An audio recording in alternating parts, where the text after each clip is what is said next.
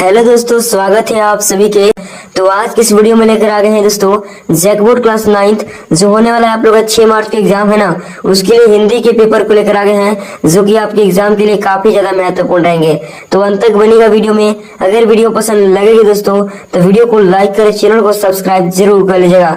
चलिए तो स्टार्ट करते हैं आज की इस वीडियो को। तो देख लीजिए दोस्तों, क्लास 9th एग्जामिनेशन 2026 है ना, पेपर 1 हिंदी का होगा, इसके बाद इंग्लिश का भी होगा। ठीक है, चलिए हम लोग देख लेते हैं इसके क्वेश्चंस को।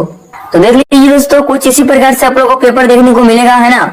और चलिए नीचे देखते हैं हम लोग। तो ये देख लीजिए खंड क, जिसके अंदर अपठित गद्यांश एवं पद्यांश रहेंगे। ठीक है, चलिए हम लोग सबसे पहले देखते हैं दोस्तों है ना, क्या है कि गद्यांश सबसे पहले आप लोग का है। क्या करें गद्यांश, ध्यान देंगे कि मानव जाति को अन्य जीवधारियों से अलग करके महत्व प्रदान करने वाला जो एकमात्र गुरु है वो है विचार शक्ति। मनुष्य के पास बुद्धि, विवेक और तर्क शक्ति है, अर्थात उसके पास विचारों की अमूल्य पूंजी है। अपने सद्विचारों के नींव पर ही आज मानव ने श्रेष्ठता की स्थापना की है। ठीक है, उसने मानव सभ्यता का विशाल महल खड़ा किया है। यही कारण है कि विचारशील मनुष्य के पास जब सद्विचारों का अभाव रहता है तो उसका मानस को विचारों से ग्रस्त होकर एक प्रकार के शैतान के वशीभूत है ना क्या हो जाता है। ठीक है, फिर आगे है मानवीय बुद्धि जब सद्भाव से प्रेरित होकर कल्याणकारी योजनाओं में प्रवृत्त रहती है तो उसकी अच्छाइयों का कोई अंत नहीं होता, किंतु जब वह वहाँ विचारों का घर बन जाता है तो पार्श्विक प्रवृत्तियां उस पर हावी होती है। हिंसा और पापाचार का दानवीय साम्राज्य इस बात का सूचक है ना कि मानव की विचार शक्ति, फिर आगे है दोस्तों, जो उससे पशु बनाने से रोकती है उसका साथ देती है। ठीक है, ये आप लोग का गद्यांश हो गया। अब इसी गद्यांश में आप लोग को दोस्तों 1 से लेकर 4 तक का उत्तर मिल जाएगा। चलिए लीजिए, पहला क्वेश्चन क्या है आप लोग का कि मानव जाति को महत्व दिलाने में किसका योगदान है। ए में है शारीरिक बल का, बी में है पूर्वजों के रीति रिवाज का, सी में है पैतृक धन दौलत का और डी में है विवेक और विचारों का। यहाँ पर दोस्तों हो जाएगा ऑप्शन नंबर डी, विवेक और विचारों का। ठीक है ना, चलिए आगे देख लीजिए क्वेश्चन नंबर 2 क्या है कि मनुष्य की श्रेष्ठता की नींव क्या है। तो मनुष्य की श्रेष्ठता की नींव दोस्तों सद्विचार है। आप लोग गद्यांश में देख सकते हैं ना, गद्यांश में आप लोग को देखने को मिल जाएगा। यहाँ पर देख सकते हैं दोस्तों कि अपने सद्विचारों का नींव पर ही आज मानव ने श्रेष्ठता की स्थापना की है, तो सद्विचार यहाँ हो जाएगा। ठीक है, चलिए आगे देखते हैं क्वेश्चन नंबर 3 दोस्तों। आगे देख लीजिए क्या आप लोग का है कि विचारों की पूंजी में क्या नहीं आता है ना, विचारों की पूंजी में क्या नहीं आता दोस्तों, तो उत्साह नहीं आता। ऑप्शन नंबर ए हो जाएगा। ठीक है, चलिए आगे देखते हैं क्वेश्चन नंबर 4 में है दोस्तों कि प्रस्तुत गद्यांश का उपयुक्त शीर्षक क्या होगा, तो विचार शक्ति हो जाएगा दोस्तों, ऑप्शन नंबर डी है ना। चलिए आगे देखते हैं क्वेश्चन नंबर 5 में क्या है दोस्तों, ध्यान देंगे। 5 से पहले आप लोग का है कि काव्यांश को ध्यानपूर्वक पढ़कर प्रश्न संख्या 5 से 8 तक के लिए सही उत्तर चुने। तो काव्यांश है, चलिए पढ़ते हैं। क्या दोस्तों कि ये भगवान के डाकिये हैं जो एक महादेश से दूसरे महादेश को जाते हैं। हम तो समझ नहीं पाते हैं मगर उनकी लाई चिट्ठियां पेड़ पौधे पानी और पहाड़ बांचते हैं। ठीक है, चलिए आगे देख लीजिए। इसमें और है, हम केवल यह आंकते हैं कि एक देश की धरती दूसरे देश को सुगंध भेजती है। अब क्वेश्चन देख लीजिए है ना, अच्छे तरीके से पढ़ लेंगे दोस्तों तो ऐसे ही आंसर कर लीजिएगा। देख लीजिए क्या है क्वेश्चन 5, भगवान के डाकिये कौन है, तो भगवान के डाकिये है पक्षी और बादल। ऑप्शन नंबर बी हो जाएगा। ठीक है ना, चलिए आगे देखते हैं क्वेश्चन नंबर 6 में दोस्तों एक देश की धरती दूसरी को क्या भेजती है, तो दोस्तों सुगंध भेजती है। अब अंतिम में देखिए ऑप्शन नंबर सी हो जाएगा।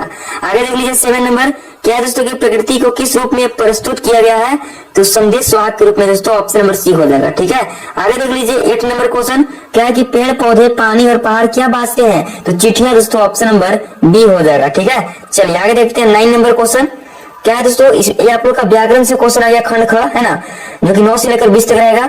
क्या क्वेश्चन कर रहा है कि परिवर्तन शब्द में कौन सा उपसर्ग है, तो शुरू जो होता है वो आपका उपसर्ग होता है, तो परि हो जाएगा दोस्तों, ऑप्शन नंबर सी।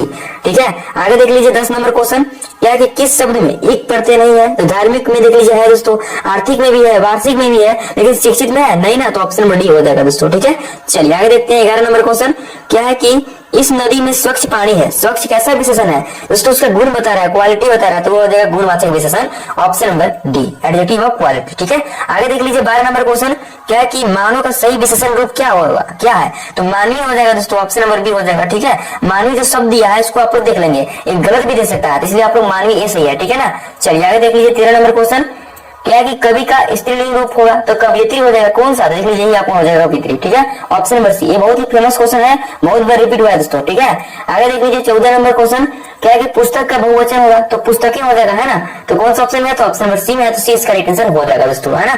चलिए आगे बढ़ते हैं। आगे आप लोग का क्वेश्चन नंबर 15, क्या है दोस्तों, ध्यान देंगे कि कर्ता के ने चिन्ह का सही प्रयोग किस वाक्य में हुआ है, तो गाय ने घास खाई। ऑप्शन नंबर बी में देख लीजिए दोस्तों, इसी में सही प्रयोग हुआ है। आगे देख लीजिए 16 नंबर क्वेश्चन, क्या है कि अग्नि का पर्यायवाची शब्द कौन नहीं है? तो अग्नि का पर्यायवाची शब्द दोस्तों अपूर्व नहीं है, बाकी पावक भी है, आग भी है, अनल भी है, लेकिन दोस्तों अपूर्व जो है अग्नि का पर्यायवाची शब्द नहीं होता है, तो ऑप्शन नंबर डी हो जाएगा।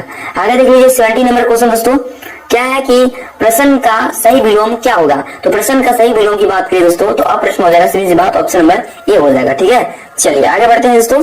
आगे आप लोग का 18 नंबर क्वेश्चन देख लीजिए, क्या है? छक्के छुड़ाना मुहावरे का सही अर्थ क्या है? तो यहाँ पर हो जाएगा दोस्तों आप लोग का प्रास्त करना है ना, प्रास्त करना, ऑप्शन नंबर सी।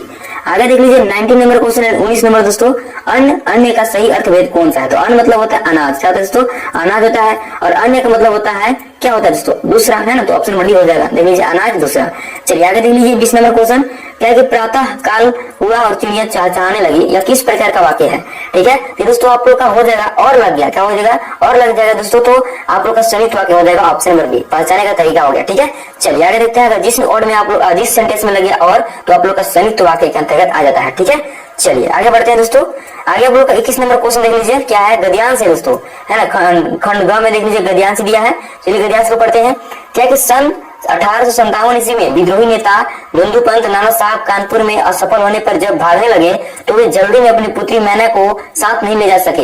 देवी मैना बिठूर में पिता के महल में रहती थी, पर विद्रोह दमन करने के बाद अंग्रेजों ने बड़ी क्रूरता के साथ उस निरीह और निरपराध देवी को अग्नि में भस्म कर दिया। उसका रोमांचकारी वर्णन पाषाण हृदय को भी एक बार द्रवीभूत कर देता है। ठीक है दोस्तों, यही आप लोग का गद्यांश था। अब देखिए क्वेश्चन, क्या है कि प्रस्तुत गद्यांश किस पाठ से लिया गया है? तो दोस्तों ये आप लोग का नाना साहब की पुत्री देवी मैना को भस्म कर दिया गया, ये आप लोग का पाठ है ना, इस लिया गया, ऑप्शन नंबर ए। आगे देखते हैं दोस्तों 22 नंबर क्वेश्चन देख लीजिए, क्या है कि नाना साहब जब कानपुर से भागने लगे तब वे किसे अपने साथ नहीं ले जा सके? तो देवी मैना को। तो यहाँ पर दोस्तों क्या हो जाएगा? पुत्री हो जाएगा, ऑप्शन नंबर सी हो जाएगा। ठीक है, चलिए आगे देख लीजिए दोस्तों क्वेश्चन नंबर 23 है ना, और 23 में क्या है ध्यान देंगे कि नाना साहब का महल कहाँ था? तो बिठूर में था, ऑप्शन नंबर डी हो जाएगा दोस्तों। ठीक है, चलिए आगे देखते हैं 24 नंबर क्वेश्चन, क्या कि अंग्रेजों ने किसे अग्नि में भस्म कर दिया? तो दोस्तों बालिका मैना को, है ना, बालिका मैना को, ऑप्शन नंबर बी हो जाएगा। आगे देख लीजिए दोस्तों आप लोग आ गए पद्यांश, जो कि 25 से 28 तक उत्तर मिल जाएगा। तो ये देख लीजिए पद्यांश क्या करा है, तुझे मिली हरियाली डाली, मुझे नसीब कोठरी खाली, तेरा नभ भर में संचार, मेरा 10 फुट का संसार, तेरे गीत कहावे वाह, है ना, रोना भी है मुझे गुनाह, देख विषमता तेरी मेरी, बजा रही थी इस पर धर्म मेरी। ठीक है, अब क्वेश्चन देख लीजिए, क्या है दोस्तों? हरियाली डाली किसका प्रतीक है? स्वतंत्रता का प्रतीक है दोस्तों, ऑप्शन नंबर ए हो जाएगा। ठीक है, चलिए आगे देखते हैं दोस्तों, है ना। आगे आप लोग का देख लीजिए क्वेश्चन नंबर 26 यानी 26 नंबर, क्या कि यहाँ मुझे किसको कहा गया है? तो यहाँ मुझे जो है दोस्तों किसे कहा गया है? तो कैदी को दोस्तों, ऑप्शन नंबर डी हो जाएगा। क्या हो जाएगा? ऑप्शन नंबर डी हो जाएगा। ठीक है ना, आगे देख लीजिए 27 नंबर क्वेश्चन, कैदी का संसार कितने फुट का है? 10 फुट का है, ऑप्शन नंबर बी हो जाएगा। ठीक है, आगे देख लीजिए दोस्तों 28 नंबर क्वेश्चन। देखिए दोस्तों जितना भी क्वेश्चन बताया जा रहा है बहुत ही इंपोर्टेंट क्वेश्चन है। अभी तक आप चैनल को सब्सक्राइब नहीं किया है, सब्सक्राइब कर लीजिए। आपको इस चैनल के माध्यम से बहुत ही जो है ना शानदार तैयारी कराया जाएगा क्लास 8 और 9 का। ठीक है ना, टेंशन नहीं लेंगे दोस्तों। ठीक है, जो भी क्लास 8 9 में होंगे इस चैनल में जुड़े रहेंगे। देख लीजिए क्या है दोस्तों क्वेश्चन, रणभेरी का क्या अर्थ होता है? तो रणभेरी का होता है युद्ध का बाजा, ऑप्शन नंबर डी दोस्तों, है ना। आगे देख लीजिए दोस्तों आप लोग का क्या है 29 से 40 जो आपका संख्या है, ये आप लोग का दोस्तों पाठ से आ गया है ना, इसमें ना गद्यांश रहेगा ना पद्यांश रहेगा, सीधे तौर पर आप लोग का बुक से क्वेश्चन रहेगा। देख लीजिए क्या है दोस्तों, हीरा और मोती, दोस्तों हीरा और मोती जो है ना किस जाति के बैल थे? तो दोस्तों पछाई जाति के थे, ऑप्शन नंबर बी हो जाएगा। ठीक है, आगे देख लीजिए 30 नंबर क्वेश्चन, क्या है कि उपभोग भोग सुख है, यह पंक्ति किस पाठ की है? उपभोग भोग सुख है, तो उपभोक्तावाद, ऑप्शन नंबर सी हो जाएगा। ठीक है, चलिए आगे देखते हैं दोस्तों 31 नंबर क्वेश्चन। 31 में है कि गुरुदेव कुछ दिनों के लिए शांति निकेतन छोड़कर कहाँ चले गए? तो श्री निकेतन दोस्तों, ऑप्शन नंबर सी हो जाएगा। ठीक है, आगे देख लीजिए 32 नंबर क्वेश्चन, क्या है कि महादेवी वर्मा को कविता सुनाने पर पुरस्कार स्वरूप कैसा कटोरा मिला? तो चांदी का दोस्तों, ऑप्शन नंबर बी हो जाएगा। ठीक है, आगे देख लीजिए दोस्तों 33 नंबर क्वेश्चन, क्या कि ग्राम श्री कविता में कवि ने किसे हरता जन्म जनमन कहा है? तो दोस्तों हरता जनमन जो है ना किसे कहा है दोस्तों? तो गांव को कहा है, ऑप्शन नंबर बी हो जाएगा। ठीक है, आगे देख लेते हैं 34 नंबर क्वेश्चन को, क्या है कि कवि ने किस दिशा को यमराज की दिशा बताया है? तो दक्षिण को दोस्तों, ऑप्शन नंबर डी हो जाएगा। ठीक है, आगे देख लीजिए 35 नंबर क्वेश्चन, क्या कि कबीरदास किसके विरोधी थे? तो पाखंड के भी थे, है ना, पाखंड के भी थे, कर्मकांड के भी थे, भेदभाव के भी थे, ये तीनों हो जाएगा। देख लीजिए ऑप्शन डी में सभी, हाँ ऑप्शन नंबर डी हो जाएगा दोस्तों, इनमें से सभी।